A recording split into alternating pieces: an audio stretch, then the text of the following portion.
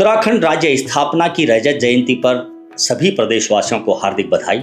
साथ ही पृथक राज्य की मांग को लेकर हुए उस बृहद आंदोलन में अपने प्राण गंवाने वाले सभी शहीदों को भावभीनी श्रद्धांजलि, नमन। नमस्कार, मेरा नाम जगत किशोर गैरोला है और जैसा कि वीडियो का टाइटल देखकर आप जान ही गए होंगे, हम बात करेंगे उत्तराखंड पृथक राज्य की मांग को लेकर हुए उत्तराखंड आंदोलन की। मैं, मेरा शहर और उत्तराखंड आंदोलन। साथियों, उत्तराखंड आंदोलन को लेकर काफी कुछ लिखा, बोला, दिखाया जा चुका है। आंदोलन के राजनीतिक पहलू, आंदोलन के सामाजिक पहलू, जन भागीदारी, जन भावनाएं, सब कुछ पर बहुत कुछ ऑनलाइन उपलब्ध है, जिससे आज मुझे भी बहुत कुछ जानने समझने को मिलता है।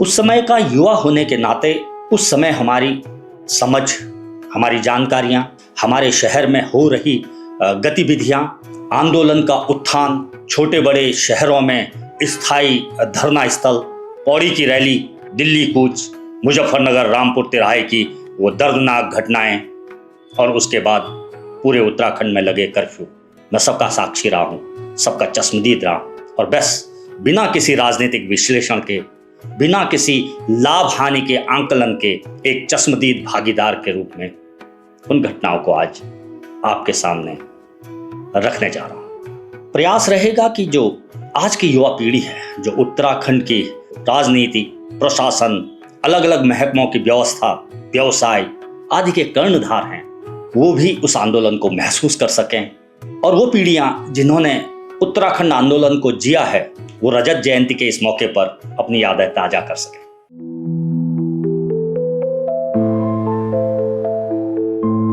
मैं राजकीय स्नातकोत्तर महाविद्यालय गोपेश्वर में बीए का छात्र था। छात्र राजनीति में, साथ ही कुछ हद तक जिला स्तर की युवा राजनीति में काफी सक्रिय था और रंगकर्म से भी जुड़ा हुआ था। उत्तर प्रदेश ने 9वें मंडल कमीशन आयोग की सिफारिशों को लागू करने का फैसला किया था, जिसके तहत ओबीसी आरक्षण की व्यवस्था थी। क्योंकि हमारे पहाड़ी जिलों में ओबीसी जातियां नगण्य थी, तो छात्रों में एक रोष था कि पहाड़ की सरकारी नौकरियां मैदानी आरक्षण की भेंट चढ़ सकती है। एक आंदोलन शुरू हुआ। अधिकतर पहाड़ी क्षेत्र के कॉलेजों से आंदोलन की खबरें आए दिन अखबारों में आने लगी। हम रोज कॉलेज जाते, पर बस धरना देते और जुलूस निकालते, कॉलेज नहीं चलने देते। कुछ छात्रों ने इसका विरोध भी किया था, पढ़ाई का हर्जा हो रहा है ये कहकर, लेकिन धीरे धीरे ये छात्र आंदोलन गति पकड़ने लग गया। गोपेश्वर में एक दिन कुछ छात्रों ने एक सरकारी वाहन को कॉलेज परिसर के अंदर बंद कर दिया, जो कि अधिकारी के बच्चों को स्कूल से छोड़कर लौट रहा था। इस पर काफी हंगामा हुआ। शुरू में हमें भी इस बात से आपत्ति थी। पुलिस वालों ने हमारे कुछ सीनियर से संपर्क किया, कुछ पास आउट जो छात्र संघ के पदाधिकारी हुआ करते थे, जो पास आउट हो चुके थे कॉलेज से, उनसे संपर्क किया और कुछ बातचीत के बाद वो वाहन छोड़ दिया गया। तो इससे कुछ छात्र हमसे भी नाराज हो गए। लेकिन बहरहाल दूसरे दिन छात्रों ने कॉलेज के सामने से जो भी सरकारी वाहन गुजरता था उसको कॉलेज परिसर में बंद कर दिया। अधिकारियों को या उनके परिवार वालों को वहीं पे उतार करके और उन गाड़ियों को परिसर के अंदर खड़ा कर दिया गया।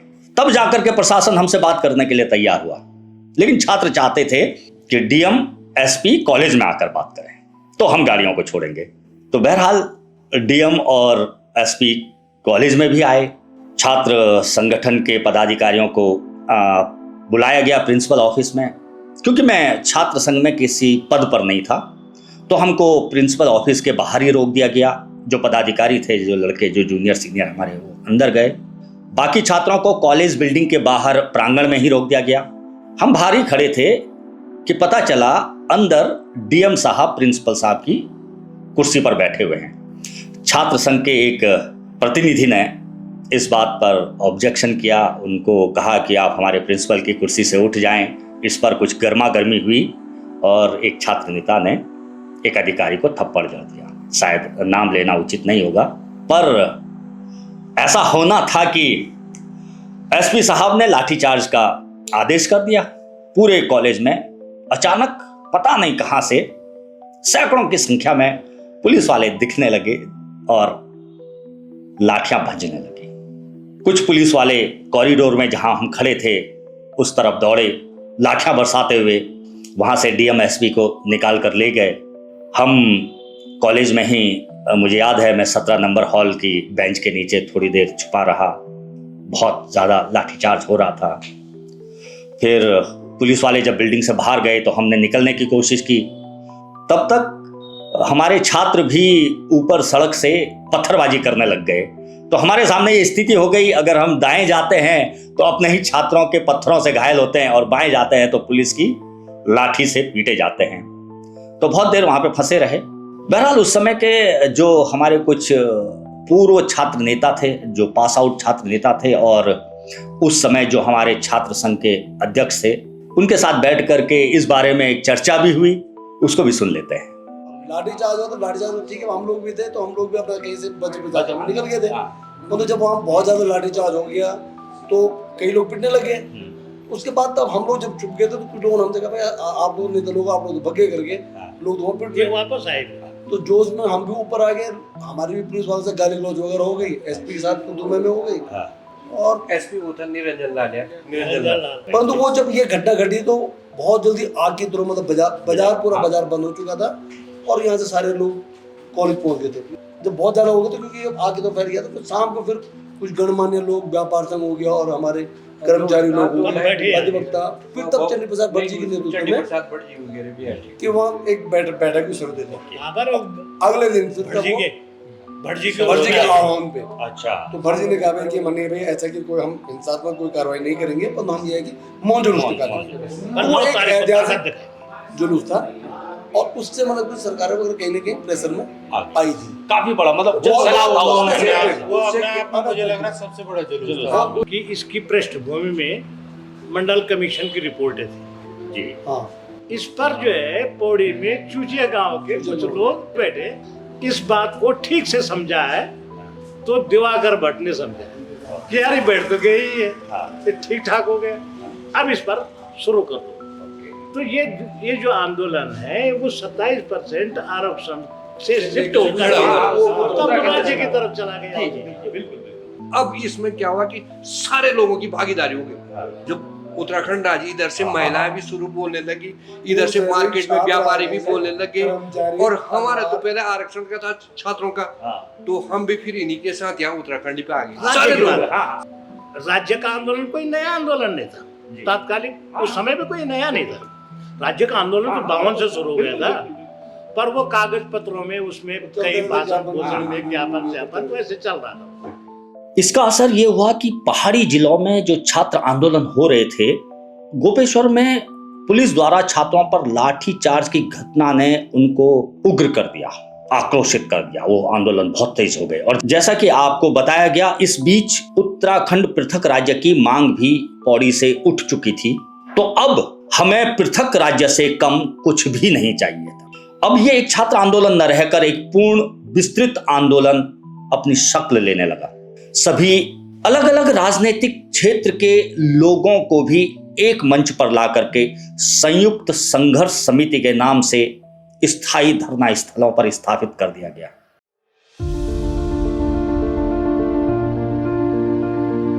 उस आंदोलन की शान तेज करने के जो अखबार की बड़ी भूमिका थी, क्योंकि अखबार जो है दैनिक जागरण, अमर उजाला, इन अखबारों ने तो इतनी महत्वपूर्ण भूमिका निभाई कि गांव-गांव में तक जो है लोगों में ये है वो कि अब नहीं, और हमें उत्तराखंड मैं ये हुआ नारा पौधा झुमरा खाएंगे, उत्तराखंड बनाएंगे।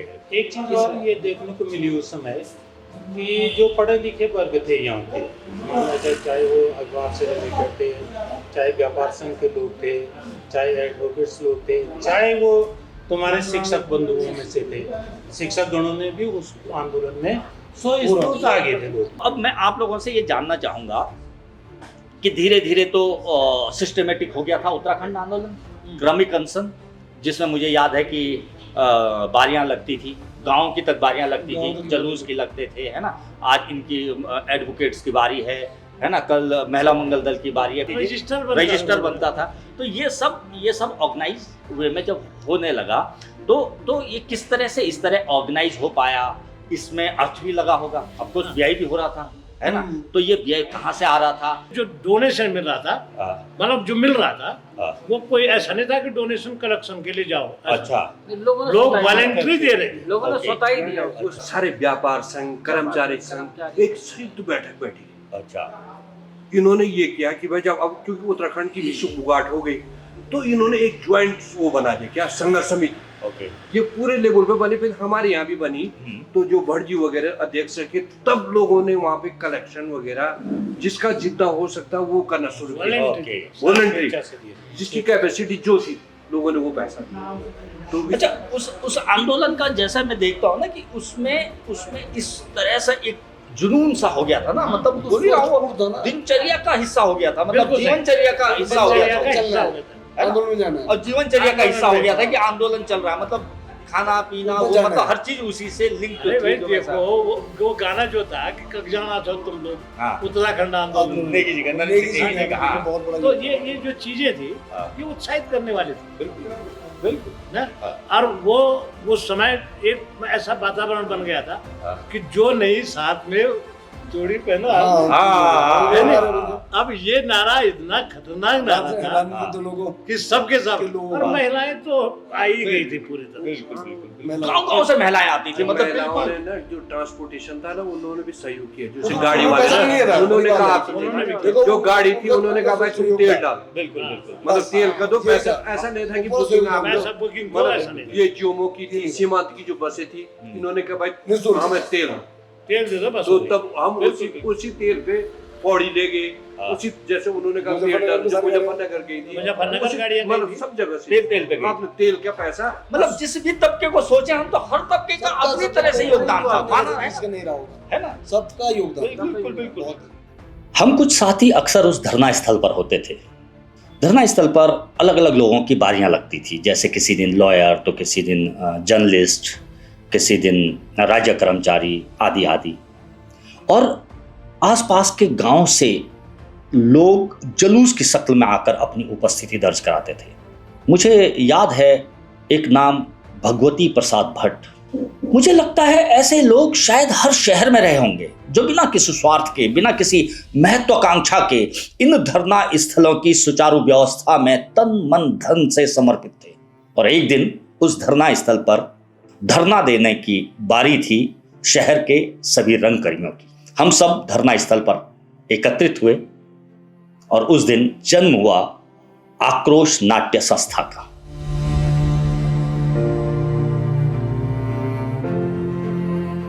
जिसने आगे चलकर पूरे गढ़वाल और दिल्ली के जंतर मंतर तक अपने नुक्कड़ नाटक पहाड़ की व्यथा के सैकड़ों प्रदर्शन किए। जगह जगह जाकर प्रज्वलित उस आंदोलन की ज्वाला में अपनी भी एक छोटी सी आहुति दी। भले आगे चलकर उसे भुला दिया गया, पर उस समय शायद ही कोई न्यूज़पेपर होगा जिसमें किसी नई जगह से आक्रोश का जिक्र न हुआ हो। मैंने अपने उस समय के उस नुक्कड़ नाटक के जत्थे के कुछ साथियों के साथ भी यादें ताज़ा की, बातें की। चलिए उसे भी सुनते हैं। 29 साल, लगभग 29 साल बाद हम लोग एक बार फिर से वो चर्चाएं कर रहे हैं, है कि नहीं है? और मुझे पूरी उम्मीद है कि आप लोग भी उतने ही उत्साहित होंगे उन बातों को याद करके जितना कि मैं होता हूँ इस समय। तो मैं चाहूँगा कि कुछ अपनी यादें, कि वो क्या जुनून था, क्या ऐसा था कि आप लोग घर बार छोड़ करके निकल पड़े दिल्ली, और जहाँ पता, दिल्ली भी कहाँ था हमको पता, कहाँ जाना है, कैसे जाना है, कैसे खाना है, ऐसे क्या था? बड़ा उत्साह था। और जितने भी लोग थे, जो हमारे जो संघर्ष समितियां बनी थी, उत्तराखंड संघर्ष समिति, जी, संयुक्त संघर्ष समिति, संयुक्त संघर्ष समिति बनी थी। उसमें ऐसा भी नहीं था कोई पॉलिटिक्स, बिल्कुल सब लोग, सारी पार्टियों के लोग एक जगह एकत्रित हुए थे। तो हम लोगों का रूटीन था कि हम लोग सुबह बैठ जाते थे और शाम तक, जब तक वो दली नहीं उड़ जाती, या कुछ लोग तो खैर वहाँ रात में भी रहते थे, तो हम उनमें भी थे कि हम कभी कभी रात में भी रहते थे। तो वहीं से एक जज्बा भी पैदा हुआ। उस दिन हमको जो है संघर्ष समिति में जो है क्रमिक अनशन पर बैठने का मौका मिला था।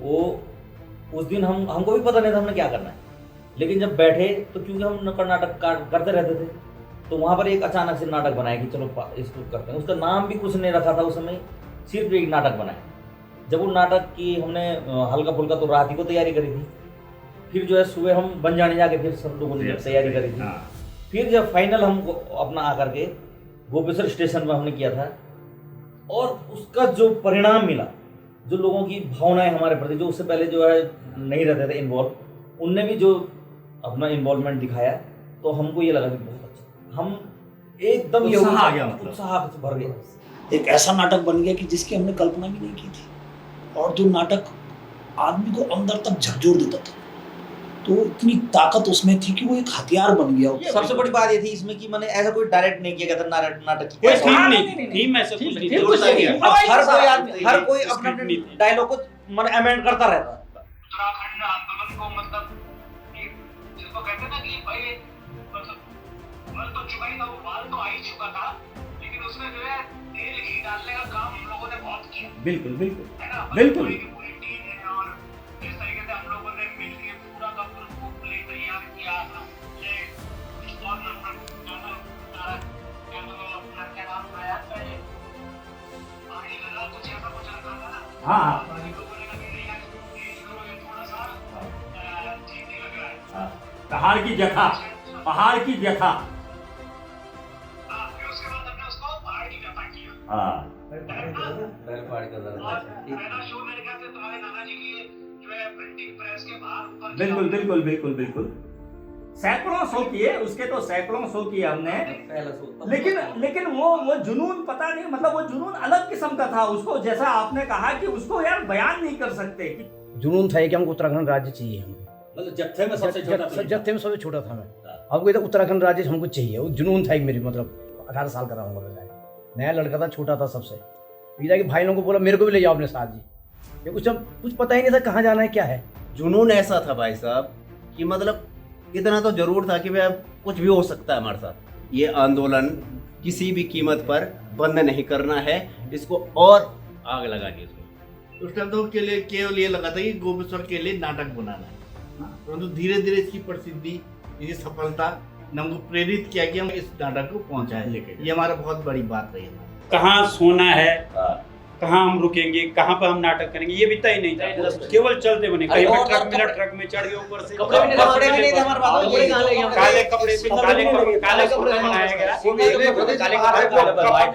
सर पे बांधा गया। भटजी से बात करके मैंने कहा काले कुर्ते बनने हमारे, और जब नहीं, अच्छा मैं ये बताऊं कि ये जत्था लेके जाना है, हल्का हमारा मतलब ऐसा एकदम साहस नहीं था हमारा, हल्का हमारे अंदर एक चलेंगे क्या, हाँ वो जैसे होता है, लेकिन उन्होंने ही और उनके साथ एक दो लोग और थे, उन्होंने भी हमको प्रेरित किया। मैं उनसे मिला था, उन्होंने कहा ये नाटक तो तुमको जहाँ हो सके जैसा तुमने नाटक बनाया है, ये उत्तराखंड की तो पूरी आवाज है, जो आंदोलन कहना चाहता है सब कुछ कह रहे हो तुम इसमें, ये तो ज्यादा से ज्यादा लोगों को दिखाना चाहिए। मैंने कहा कैसे जाएंगे? जिस दिन सर रवानगी हुई हमारी, तो कितनी फूल मालाओं से उससे इतनी चिंगारी भड़की, तो एक नहीं तो मैंने उनसे कहा एक तो हमको काले रंग के कुर्ते बनवाओ, उन्होंने कहा ठीक है हो जाएगा। उसी समय उन्होंने कहा कि काले कपड़े हो गए, ठीक है ना, और जाते समय उन्होंने मेरी जेब में 500 रुपए भी डाले थे, ये मैं बताऊँ, ये आप लोगों को पता नहीं था कि अब खाएंगे कहाँ खाएंगे, मेरे पास 500 रुपए थे जो उन्होंने दे रखे थे। मैंने कहा जब मतलब बिल्कुल ही ऐसा हो जाएगा ना, कहीं पे मतलब खाना कहीं पे तो खाना पड़ेगा, तो इनको खाने खिला दूंगा। सर पे हमने वो काला कपड़ा बांधा तो अंदर से क्या जज्बा पैदा हुआ, ऐसा लग रहा है कि हम जा रहे हैं, वापस आएंगे कि नहीं, उत्तराखंड, बिल्कुल उत्तराखंड बिल्कुल। और उन लोगों ने जब फूल मालाएं पहनाई तो हमें लगा कि यार कि हम हमारी भी कुछ हस्ती है, हमारी हम भी हस्ती, क्योंकि वो नाटक का प्रभाव था। जब हमने नाटक किया तो इतना प्रभावित किया उसने। नहीं विजय जी, नाटक का प्रभाव तो ये था कि नाटक से पहले सबको लगता था कि ये चंदा मांगने तो नहीं आ गए, कौन आ गए काले कपड़े पहन करके, और हम नाटक करते थे तो औरतें यहाँ से रो रही हैं, जिस आदमी की जेब में खाली 20 रुपया है ना, वो 20 रुपए फेंक दे रहा है, उधर मतलब बिना सब्जी लिए चला जा रहा, वो 20 रुपए कह रहा है कि नहीं ये तुम लोग आगे बढ़ो, है कि नहीं है। और वहाँ पे जो भी वो संघर्ष समिति के मंच जहाँ पे हम जाते थे, वो फिर ऐसे हो जाते थे, अरे बैठो खाना खाओ, अरे भाई इनकी व्यवस्था क्या है, मतलब वो हमारे आगे पीछे हो जाते थे कि भाई इनकी पूरी अच्छी व्यवस्था होनी चाहिए। तो ये उस और हमें ये मालूम नहीं हमें खाना कौन खिला रहा है, कौन हमें कहाँ ले जा रहा है।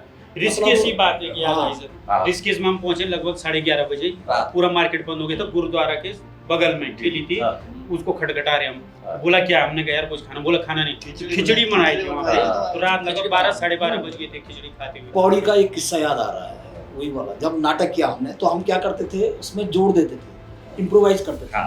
कोई भी घटना होती थी तो हम उसको जोड़ देते थे, नाटक में जोड़ देते थे। और वो एक लाठी चार्ज वाला सीन था, और उससे पहले वहाँ लाठी चार्ज हुआ था, हमें मालूम नहीं ना लाठी चार्ज हुआ क्या हुआ। तो जैसे हम लाठी चार्ज वाला सीन कर रहे थे तो जितनी भी लेडीज थी वो रोने लगी, चिपक गई हम पे सारी। कहाँ का था? पौड़ी में पौड़ी में इधर वाला दो थे, पौड़ी में भी इधर जो मेन धरना था, जो स्टेशन एक बस स्टेशन हमने 2 नाटक किए थे वहाँ पे। ये नाटक जो हमने शुरू किया था, ये नाटक की लेंथ थी 12 से 15 मिनट, कभी 12 मिनट का होता था, कभी 15 मिनट का होता, जब हम गोपेश्वर बस स्टॉप पे ये नाटक करते थे। ये नाटक 3 दिन बाद, ये 45 मिनट का नाटक था, और 45 मिनट तक कोई हिलता नहीं था। कोई नहीं, कितना इम्पोर्टेंट मरीज होगा ना, हॉस्पिटल जा रहा होगा, वो भी पूरा नाटक खत्म करके ही गाने जोड़े बीच में, गाने जोड़े, और दुनिया भर का इम्प्रोवाइजेशन बढ़ गया था ना। जैसी जैसी पब्लिक का रिस्पॉन्स, मैं कह रहा हूँ, भावनात्मक रूप से मिलता गया, और जोश, शायद अकल के हिसाब से बहुत ज़्यादा जोश उस समय था, जितनी उम्र थी उससे भी दुगुना तिगुना जोश आ गया था। देहरादून में हमने कहाँ किया था, वो धर्मपुर में था, कहाँ था, इतनी बारिश आई और हमने मतलब वहाँ पे पूरा का पूरा वो था घेरा टाइप का, तो हमने कहा हम यहाँ पे नाटक कर रहे हैं, आप अंदर जाके दो। तो इतना भीगे हम, और वो नाटक किया हमने, तो लोग बड़े खुश हो रहे थे, देख रहे थे। बाद में वो लोग भी बाहर आ गए, उन्होंने कहा जब तुम भीग सकते हो तो हम क्यों नहीं भीग सकते। तो सारे लोग भीग रहे थे वहाँ पे और कर रहे, मिट्टी और के मिट्टी में लौट रहे, सारी चीजें, वो सारे डायलॉग वो कर रहे हैं, तो वो भी मुझे याद आ रहा है। गुड्डू, पौड़ी का क्या, पौड़ी का तेरे को क्या याद है? तो तेरे को क्या पौड़ी में जो बंद होने का याद है, जो हमको बंद किया तुमने फिर एक्शन क्या था, हमारा जो शेड्यूल था वो ऐसा था कि भाई 2 को कमिश्नरी घिराव था पौड़ी में, ठीक है। तो 1 तारीख को हमने अपने नाटक दिखाए। नाटक दिखाने के बाद हमारे को आदत पड़ चुकी थी कि हम नाटक दिखाते थे, उसके बाद लोग हमको हाथों हाथ लेते थे। कोई कहता था यहाँ चलो, यहाँ रहो, यहाँ मेरे यहाँ खाओ, कोई कहता मेरे यहाँ खाओ, बल्कि हमको कई बार ये भी हो जाता है कि किसके यहाँ जाए यार भाई, कई बार अलग अलग लोग, हम संघर्ष समिति वालों के ही हिसाब से चलते थे कि जहाँ ये बोलेंगे वहाँ जाएंगे। लेकिन कुछ बढ़िया से लोग आए तो उन्होंने कहा चलिए भाई साहब। तो मैंने सोचा भाई अब शाम हो रही है तो व्यवस्था, रहने की व्यवस्था होगी। तब शाम को जब भूख लगने लग गई तब पता लगा हमको कि ये तो बाहर से लॉक करके भाग गए, और ये बाद में मतलब पूरी रात बन रहे ना। पूरी और रात को भूख तो लगनी थी, अब इतना मेहनत लगती थी वो नाटक में। तब हमको तो LIU वालों ने हमको पौड़ी में नजर बंद कर दिया, और हम झूठे हैं कब, जब हमने हल्ला किया और वो पूरे लोग जा रहे थे, और कुछ लोगों ने हमने उनको आवाज दी, और वो कुछ हमारे ये गोपेश्वर के थे उनको भी हमने आवाज दी। तो इनको लग गया कि यार यहाँ पे जो भी पुलिस वाला ड्यूटी पे होगा ना बाहर, हमको तो पता नहीं, उसने रिपोर्ट दे दी होगी भाई यहाँ कुछ गड़बड़ हो सकता है, किसी को समझ में आ गया कि इनको बंद कर रखा है तो यहाँ तोड़फोड़ हो सकती है, क्योंकि हजारों लोग आ गए, बहुत लोग आ गए। तब हम घेराव में गए, तब हम वहां से गए, तब मुझे गया चेयर भी बनाई थी, बोल पाड़ी हल्ला बोल नारा दो पौड़ी में पौड़ी में बोल पाड़ी हल्ला बोल, बिल्कुल बिल्कुल कंडोलिया में करा था जब चेन बनाई थी पूरी। तब नारा हम इन लोगों ने दिया था कंडोलिया मैदान में, नारे की इतनी भीड़ थी, बाप रे, मतलब ऐसा लग रहा था कि कितने सारे लोग क्या होते, पूरा उत्तराखंड आ गया। और तो वहाँ पे हमने एक मानव श्रृंखला बनाई, बहुत बड़ी में, और लोग जुड़ते रहे, सब जुड़ गए उसमें। और उसने नारा जो हमारे नाटक में हम करते थे उसको बोल पहाड़ी हल्ला बोल, ये पहले जो बोल जमूरे बोलते, पहले हम जमूरा बोलते थे ना, लेकिन धीरे धीरे हमने कहा जमूरे की जगह पे हम बोल पहाड़ी बोलते, वही, और वो बोल पहाड़ी बोलते बोलते आज वो उत्तराखंड का, चाहे वो कोई भी राजनीतिक दल कोई प्रदर्शन करे, चाहे कोई भी आंदोलन हो, तो एक नारा बहुत चलता है, बोल पहाड़ी हल्ला बोल। ये नारा आक्रोश इन लोगों का दिया हुआ नारा है। कंडोलिया ग्राउंड में, कंडोलिया ग्राउंड में नहीं भी तो 8-9 इतना बड़ा ग्राउंड और 8-9 सर्कल बन चुके थे, वही नारे वही नारे, और एक ही नारा चला वो पूरा 1 घंटा, बोल पहाड़ी हल्ला बोल, और ये नारा हमारा क्या हुआ था। नुक्कड़ नाटक का अपना प्रदर्शन खत्म करने के बाद हम लोग चंदा करते थे। सूत्रधार बने जगत रावत की वो आखिरी स्पीच आज भी मुझे गुदगुदा देती है कि इसमें से कोई डॉक्टर का बेटा है, कोई इंजीनियर का बेटा है, कोई टीचर का बेटा है, तो कोई फौजी का। हमें भिखारी या चंदाखोर समझकर भीख देने की कोशिश न करें, बस यहाँ से आगे जाने भर की मदद कर दें। और उसके बाद 2 के, 5 के, 10 के और 50 और 100 के भी नोटों की बरसात से हो जाती थी। अच्छा, एक दिन शाम को जब हम अपने नोट गिन रहे थे या व्यवस्थित कर रहे थे, तो एक 500 का नोट था, तो हमें लगा कि शायद ये कोई सोविनियर या गुड लक नोट है, क्योंकि तब तक हमने 500 का नोट नहीं देखा था। वो चलन में आ चुका है, ये हमको जानकारी नहीं थी, और वैसे भी पहाड़ों में तो हर चीज़ लेट ही आती थी, तो हमने उसे अलग रख दिया। और दूसरे दिन पता लगा कि ये तो 500 का असली नोट है। तो जब हम अपने इस नुक्कड़ नाटक के अभियान को ख़त्म करके गोपेश्वर लौटे, तो हमारे पास काफ़ी पैसा था, 20-25 हज़ार होगा शायद, उस समय के हिसाब से ये काफ़ी होता था। तो जो हमारे अनुज जूनियर साथी ग्रुप में थे, उनका मानना था कि सबके लिए एक एक जोड़ी अच्छा जूता खरीदा जाना चाहिए, क्योंकि सबके जूते वाकई में इस सब के दौरान बुरी स्थिति में थे, फट चुके थे। लेकिन आंदोलन की भावना और मानसिकता देखिए कि हमने कहा नहीं, ये आंदोलन का पैसा है, बस आंदोलन पर खर्च होगा। उसके बाद गोपेश्वर में जब जिला स्तरीय संयुक्त संघर्ष समिति के कार्यकारिणी की व्यापक बैठक हुई थी, तो उस बैठक के खाने का पूरा इंतजाम हमने, अर्थात आक्रोश नाट्य संस्था ने ही किया था।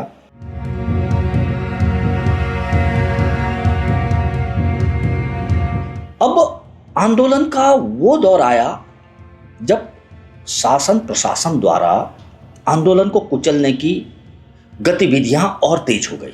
श्रीयंत्र टापू, श्रीनगर, खटीमा और मसूरी में पुलिस द्वारा आंदोलनकारियों की हत्याएं की जा चुकी थी। तब तय हुआ कि दिल्ली कूच किया जाए और संसद तक पहुंचकर अपनी बात रखी जाए। सुबह 4 बजे से गोपेश्वर के बस स्टैंड पर बहुत सारी बसें, जीप, कारें खड़ी थी।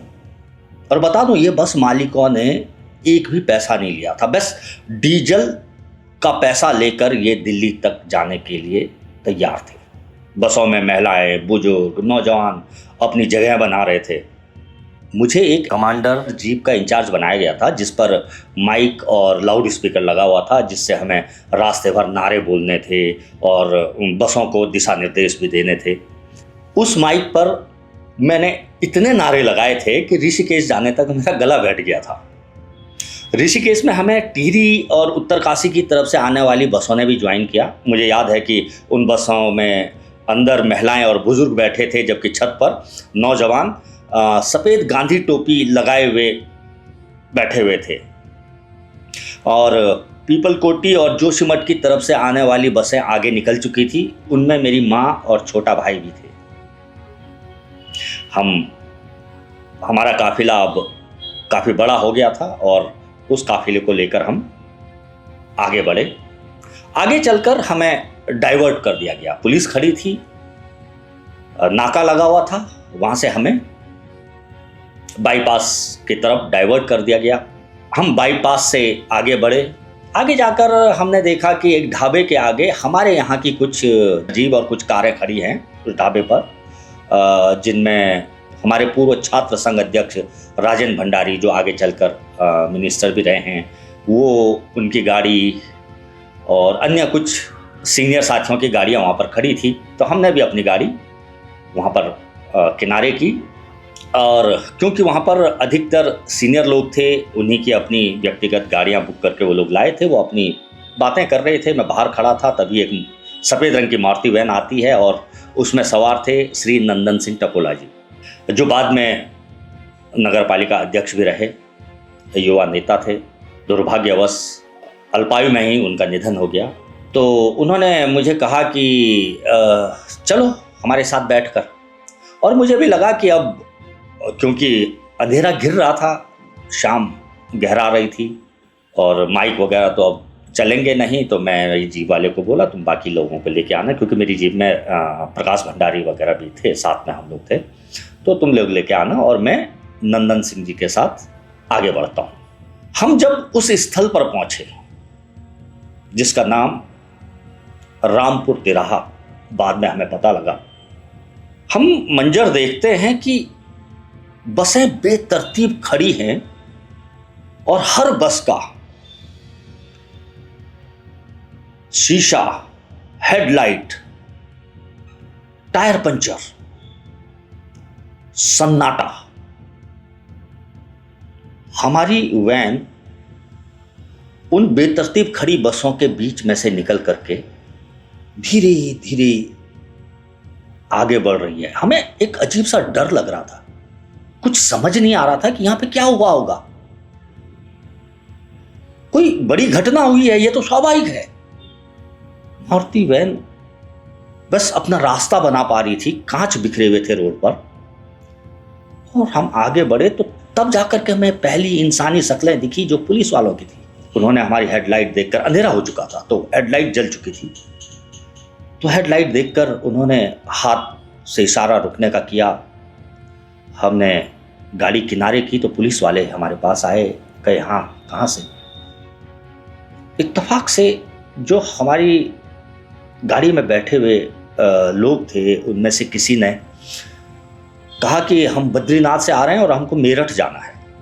तो ऐसा ही तो हमसे बात कर रहा था, लेकिन बाकी पुलिस वाले लाठियां उठा करके लाठी चार्ज के लिए तैयार थे, वो थोड़ा रुक गए। और जो एसआई था, क्योंकि मैं उसके स्टार से बता सकता हूं कि वो एसआई था, तो उसने कहा कि नहीं किनारे खड़े हो जाओ, यहाँ से आगे नहीं जा सकते आप आए पहुँचे कैसे यहाँ तक। तो उसको कुछ झूठी कहानियाँ हमने बताई और हमारी मारुति वैन उसने किनारे खड़ी की और वो आगे बढ़ गया। तो कुछ देर बाद हम अपनी मारुति वैन के अंदर से देखते हैं कि सामने जो सड़क की दूसरी तरफ, हम सड़क के इस कोने हैं तो दूसरे कोने पर जो बसें खड़ी थी उसमें कुछ होमगार्ड वाले चढ़ करके बैग खोल करके सामान निकाल रहे हैं। गाड़ियों के जो उस समय कैसेट वाले म्यूजिक सिस्टम बसों में लगे होते थे उनको निकाल रहे हैं। और अब हमें समझ में आ गया कि अगर अब इनको पता लगा कि मारुति वैन के अंदर कुछ लोग हैं तो ये डेफिनेटली हमको छोड़ने वाले नहीं हैं।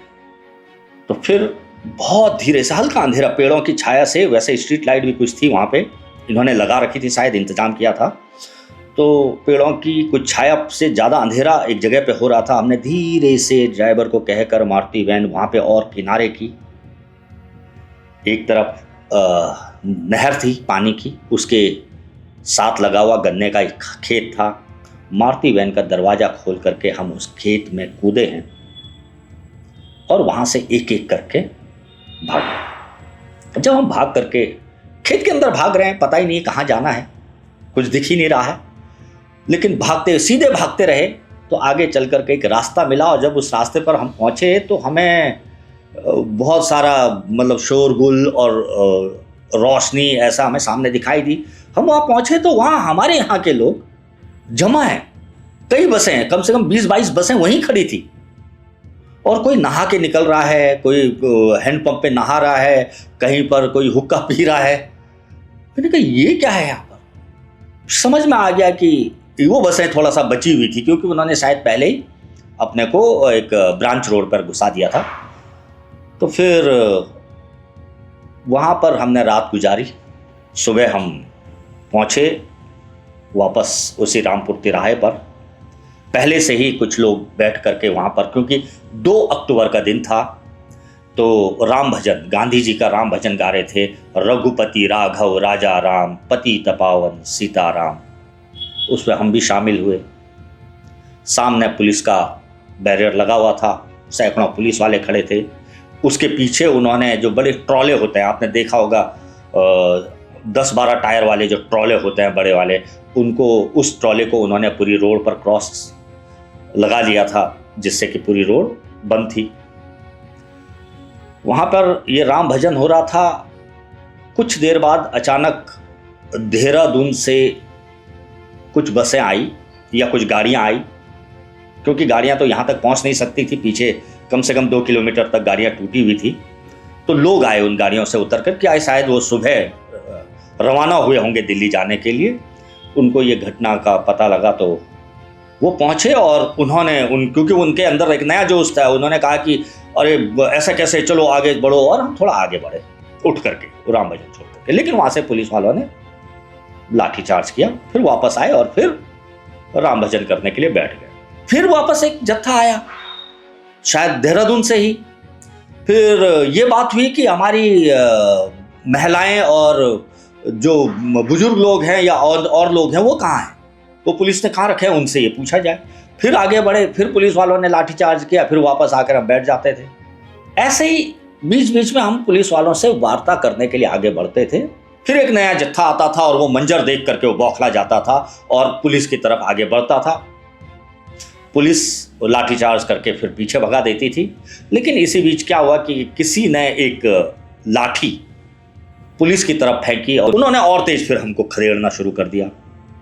इस दौरान क्या हो गया कि पुलिस और हम लोगों में एक संघर्ष हो गया। जो सीनियर लोग जो रघुपति राघव गाने के लिए बैठे थे वो थोड़ा पीछे हट गए या उनको पीछे हटा दिया गया और एक संघर्ष की स्थिति उत्पन्न हो गई पुलिस और हम लोगों के बीच।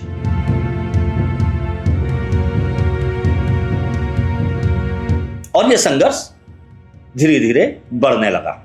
फिर पथराव शुरू होने लगे, उधर से फायरिंग, हवाई फायर शुरू हो गई।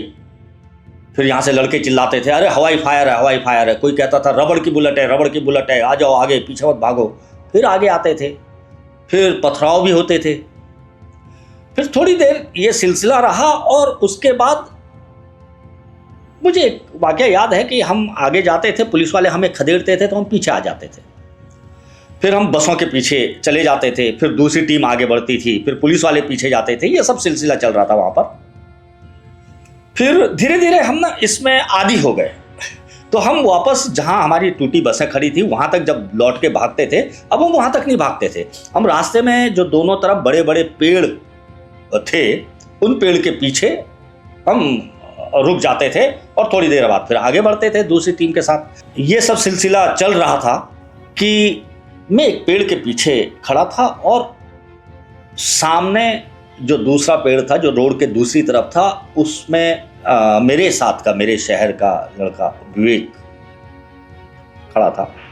उसके साथ कोई और था, मेरे साथ कोई और था। कौन था? सब आंदोलनकारी थे। हम कौन किस शहर का है किसको लेना।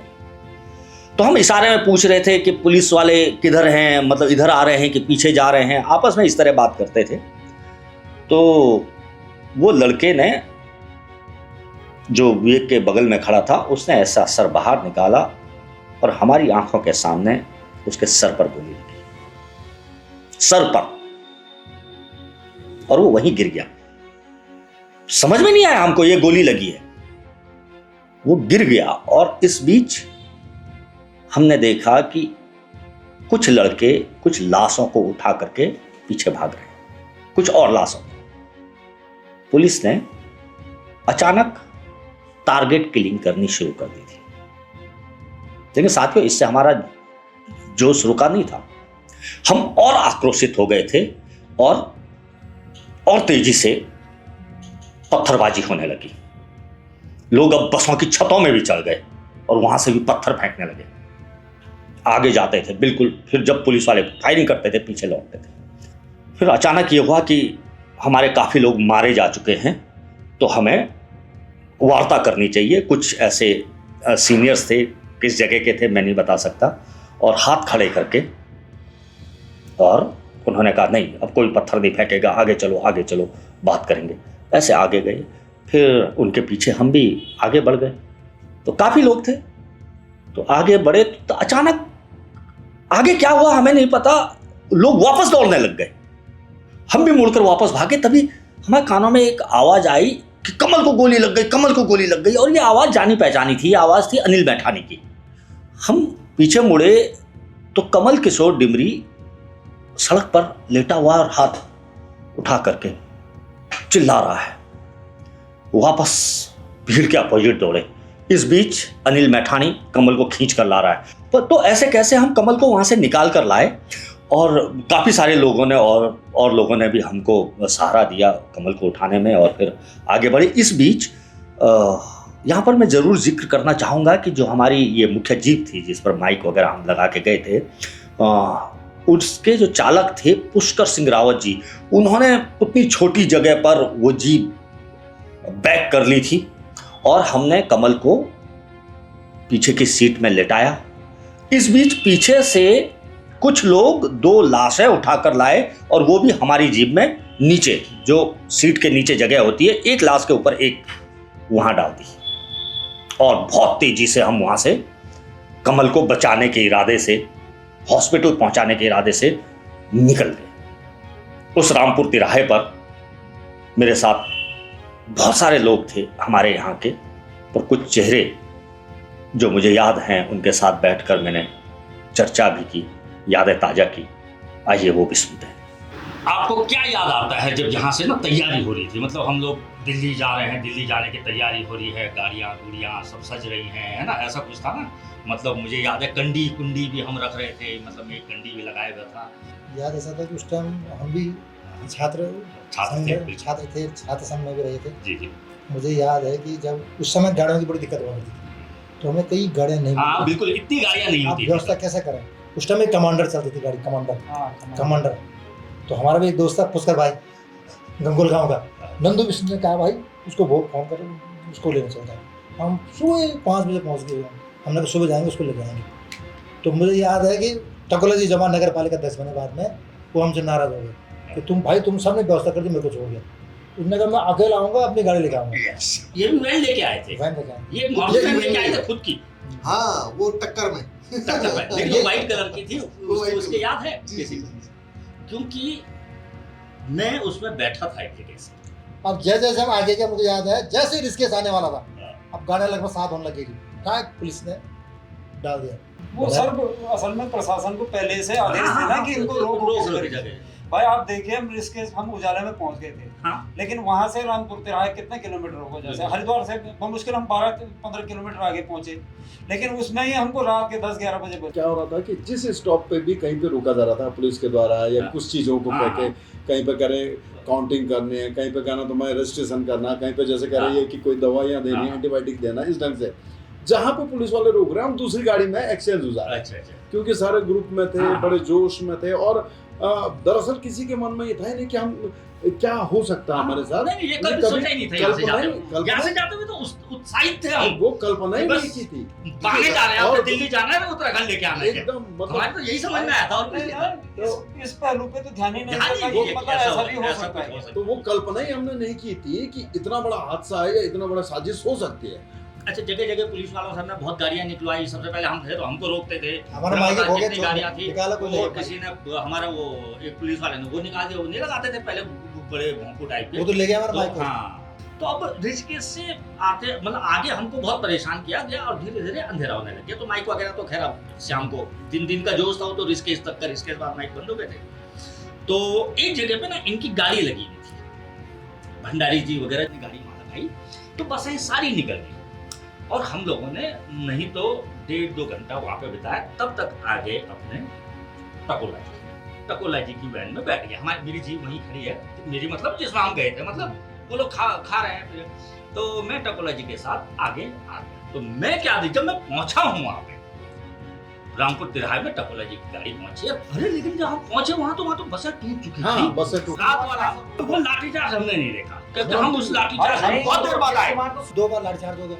और तो हमने क्या होगा, आपने कहा अब हमको मैं गुरु जी मिल गए वहाँ, विधायक साहब जो उन्होंने कहा बोला क्या हो गया, और मैंने वो हुआ क्या, यहाँ मैंने पिटाई हो गई कई बार, और तुम यहीं पर होगा। अरे भाई साहब, रात का मैं बताता हूँ, रात ऐसा हुआ जब आप लोग आगे थे, आप छोटी गाड़ियों में थे, छोटी गाड़ी, हम थे बस में, जो लड़कों की बस थी और व्यापारियों के हमसे पीछे थी, और हमारे आगे थी महिलाओं के हमसे आगे। वहाँ पर ये हुआ, रामपुर तिराहे पे ये हुआ था कि भाई चलो खाना खाएंगे यहाँ पर।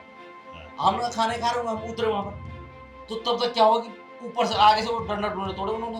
अब पुलिस वाले क्या करते कि बट से जो है वो गाड़ियों के शीशे को फोड़ देते, सारी लाइट हमने तोड़ दी, आगे सारी लाइट वो विदाउट उसमें था, हां सारी विदाउट यूनिफॉर्म में थे। अब उन्होंने, हमने कहा क्या हो गया ये, और हम तो भाई डर गए थे उसमें, वहां तक तो बड़ा जोश, महिलाओं को किसी बहाने से वो थाने में भी ले गए। सबसे पहले महिलाओं की गाड़ियों को लाइन लगा के वो ले गए, ऐसा तो पता लगा बात। हाँ, उन्होंने कि हम सेफ्टी के लिए ले जा रहे हैं, लाइन लगा के। आपको ना एक बार जब महिलाओं की बस खड़ी थी तो भीम सिंह ने जो उपाध्यक्ष थे उसमें हमारे साथ, हम दोनों बस में गए, हमने देखा भट्ट बहन जी हुआ करती थी, जो अध्यक्ष वो दरवाजे पे बैठी हुई थी, वो तो हम बात, हाँ नहीं रात की बात है, हम गए बस में, पूछा हमने कहा कोई पर हमको कोई दिक्कत नहीं है, और हम लोगों को यहाँ पे रोका गया। वो साहब चोर देखिए सानी। अच्छा, रात की रात क्या हुआ, रात क्या हुआ कि जब उन्होंने गाड़ियां तोड़ी तो गाड़ी वालों ने बैक करी गाड़ियां, इतनी चौड़ी सड़कें थी,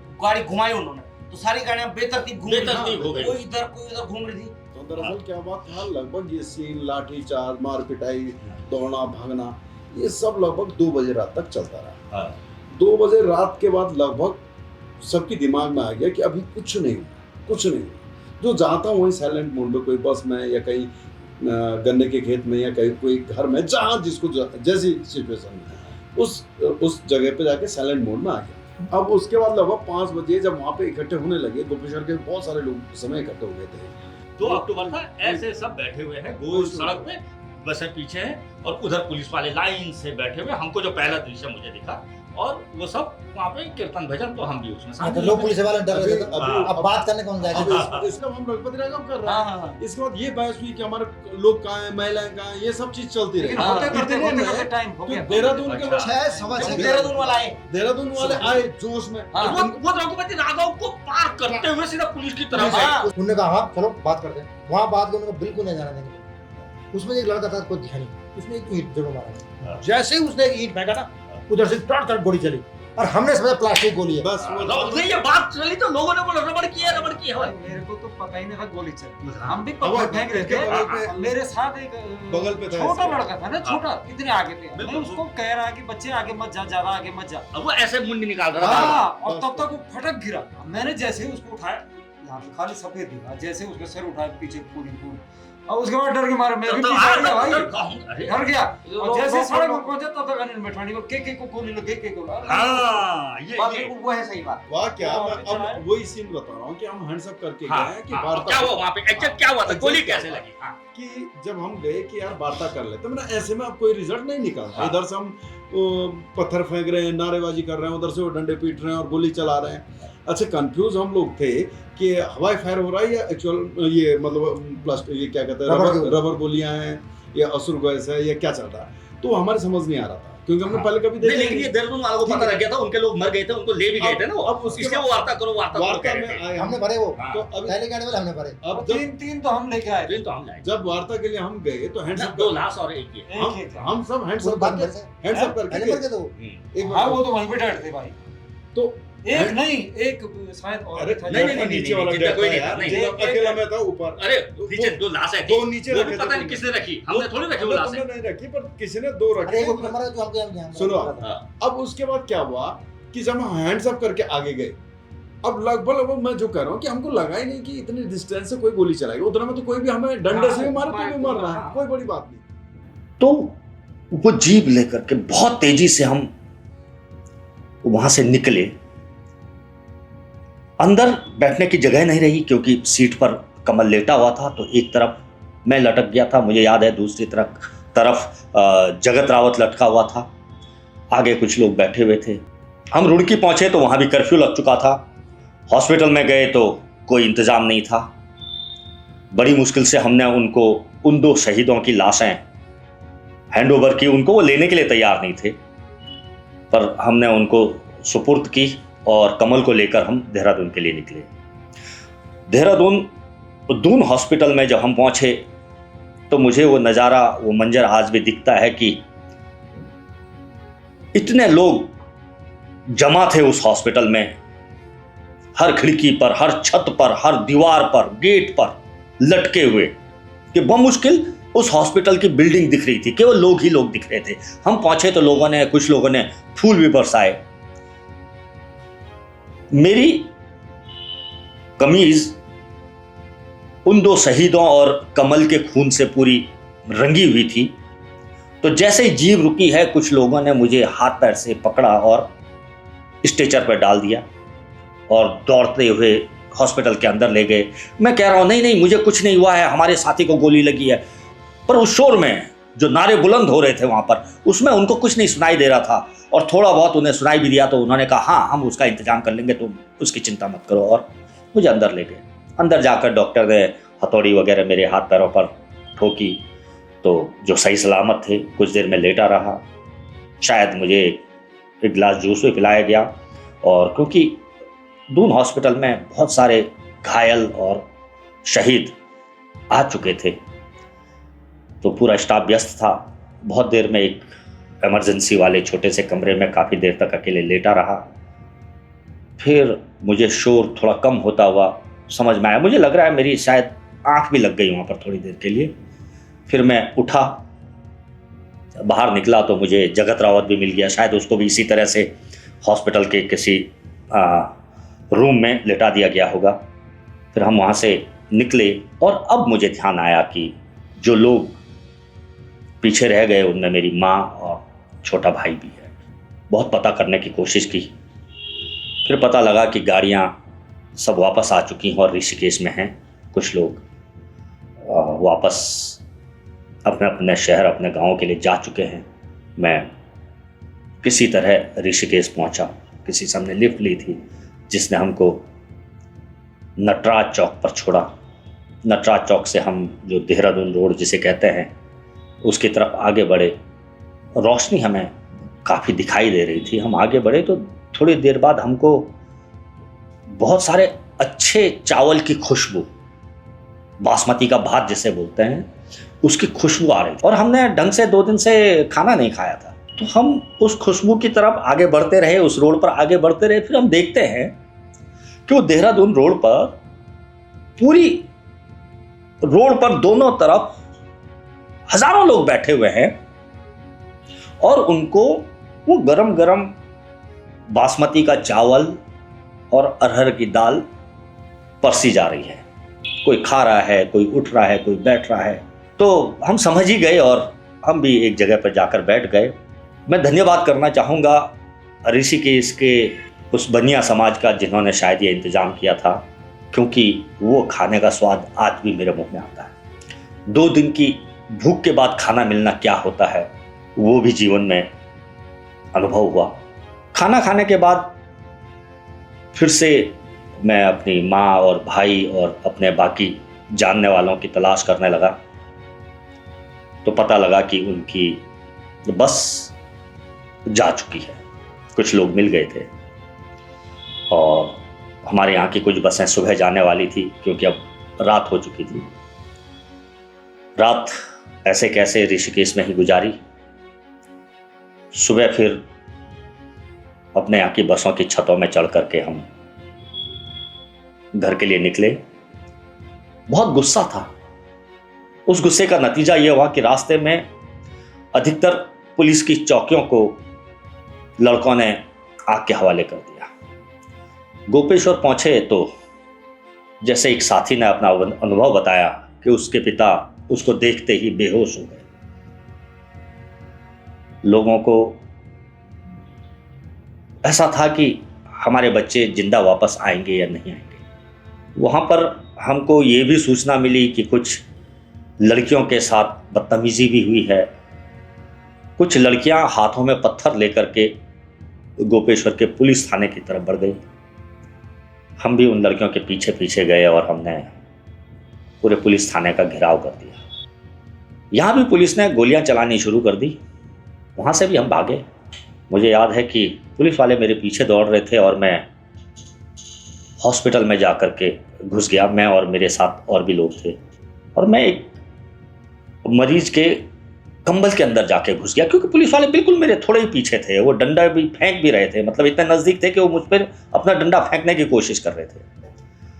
मैं अंदर जाते ही एक बुजुर्ग मरीज जो लेटे हुए थे उनके कंबल में जाके घुस गया और उन्होंने मुझे अच्छे से ढक दिया। और इसके बाद उस वार्ड में एसपी पहुंचते हैं, जो बड़ी भद्दी गालियां दे करके बोलते हैं कि किसी को नहीं छोड़ूंगा, मेरी इतनी चौकियां जला दी और मेरा ये हो गया, पता नहीं क्या क्या। और फिर उन्होंने ढूंढा, तलाश किया, लेकिन कुछ उनको वहाँ मिला नहीं। मुझे सुनाई दे रहा था कंबल के अंदर से। तो वो चले गए। फिर मैं वहाँ से रात को निकला हूँ और अपने घर जाना तो मुझे सुरक्षित नहीं लगा, तो मैं अपने मित्र विजय वशिष्ठ के घर में चला गया। पूरी रात वहाँ काटी, दूसरा दिन वहाँ काटा। इस बीच गोपेश्वर में भी कर्फ्यू लग चुका था।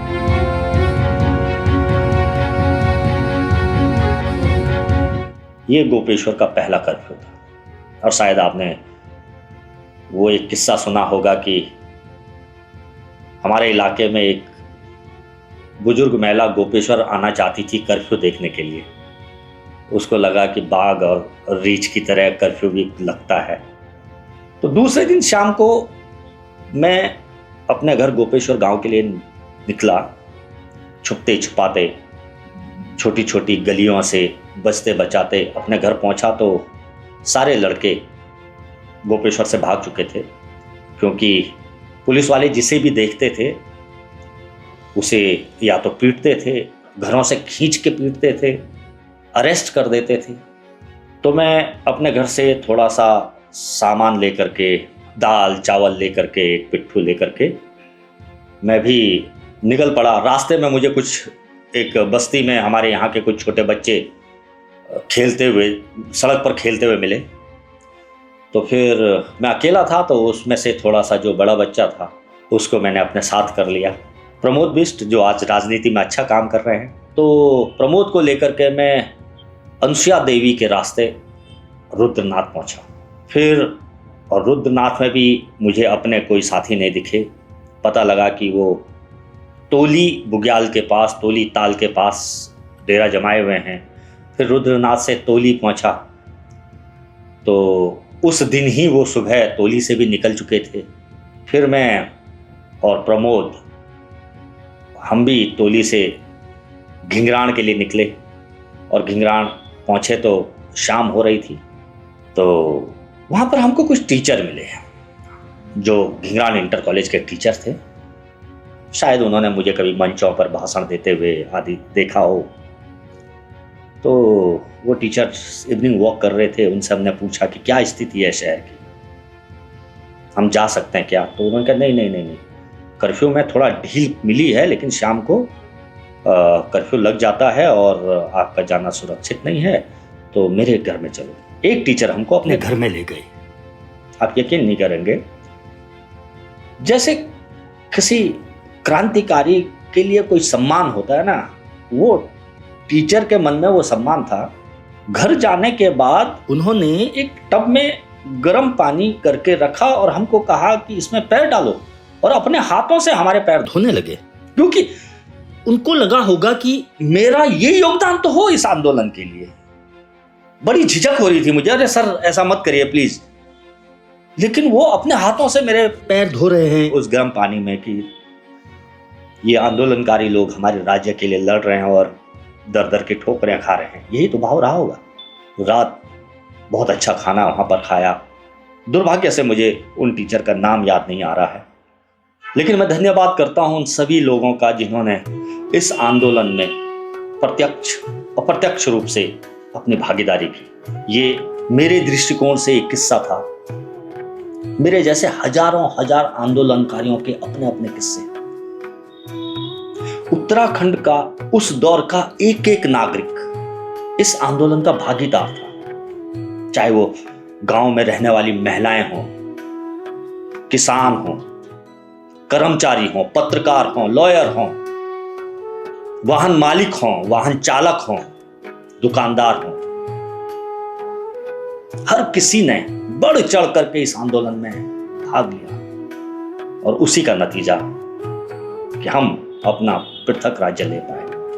हमने इस राज्य को पाने के लिए खून भी बहाया है। साथियों,